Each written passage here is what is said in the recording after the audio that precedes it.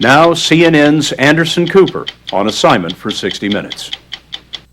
For years, educators have tried and failed to get poor kids from the inner city to do just as well in school as kids from America's more affluent suburbs. Black kids still routinely score well below white kids on national standardized tests. But a man named Jeffrey Canada may have figured out a way to close that racial achievement gap. What he's doing has been called one of the most ambitious social experiments to alleviate poverty of our lifetime. His laboratory is a 97-block neighborhood in Harlem, which he's flooded with a wide array of social, medical, and educational services available for free to the 10,000 children who live there. It's called the Harlem Children's Zone.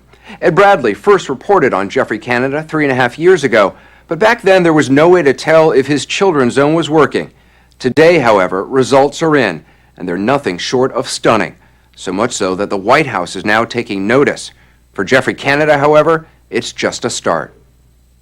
You grow up in America and you're told from day one, this is the land of opportunity, that everybody has an equal chance to make it in this country. And then you look at places like Harlem and you say that is absolutely a lie. So you're trying to level the playing field between kids here in Harlem and middle-class kids in a suburb? That's exactly what we think we have to do. If you grow up in a community where your schools are inferior, where the sounds of gunshots are a common thing, where you spend your time and energy not thinking about algebra or geometry, but about how not to get beat up or not to get shot or not to get raped. When you grow up like that, you don't have the same opportunity as other children growing up, and we're trying to change those odds. He's trying to change those odds on a scale never before attempted.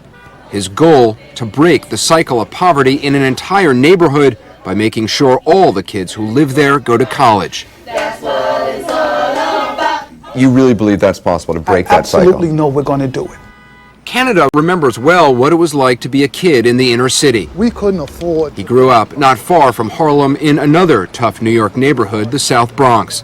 Abandoned by his father, he and his 3 brothers were raised by their mother, who was barely able to get by. When I first found out that Superman wasn't real, I was about maybe 8. And I was talking to my mother about it, and she was like, no, there's no Superman. And I started crying, and the chaos, the violence, the danger, no hero was coming. Canada got lucky, however. As a teenager, his grandparents moved to the suburbs, and he went with them. He got into Bowdoin College and then the Harvard School of Education. Good morning, boys and girls. He's been working with kids in Harlem virtually ever since. To do it, Jeffrey Canada decided to build his own school in the Harlem Children's Zone. Right now, there's some 1,200 kids enrolled from kindergarten to the 10th grade. It'll eventually expand all the way through the 12th grade. We've created a school to help you all become the smartest boys and girls in the country. It's a charter school, so Canada is able to run it his way, free from the bureaucracy and restrictions of the public school system. There's 1 adult for every 6 students. Classes are smaller and school days longer. Kids come in on Saturdays, and summer vacation, that only lasts 3 weeks. We will always ask permission before leaving the group? Yep. Canada's long argued that investing in the Harlem Children's Zone would show a return. And now, for the first time, there's scientific data to prove it. He has done a remarkable job. Dr. Roland Fryer is a professor in the economics department at Harvard. He's conducted the first independent statistical study of Jeffrey Canada's efforts to close the racial achievement gap in his school. What is the racial achievement gap? Black children in our schools are not performing at even close the rate as white children in our schools. So the average black 17-year-old reads at the proficiency level of the average white 13-year-old. 4-year difference in effective reading skills. That's huge.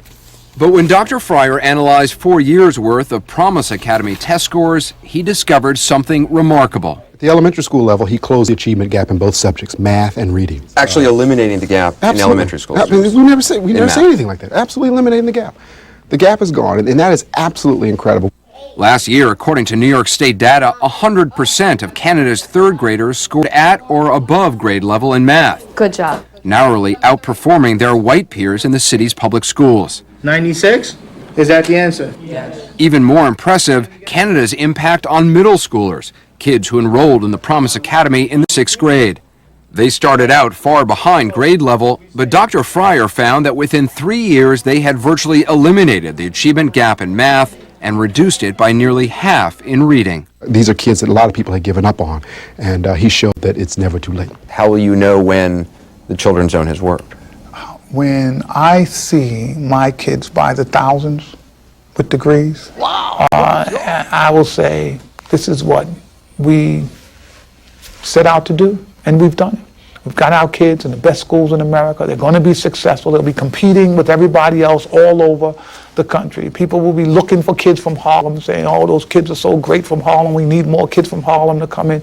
Then we'll be successful.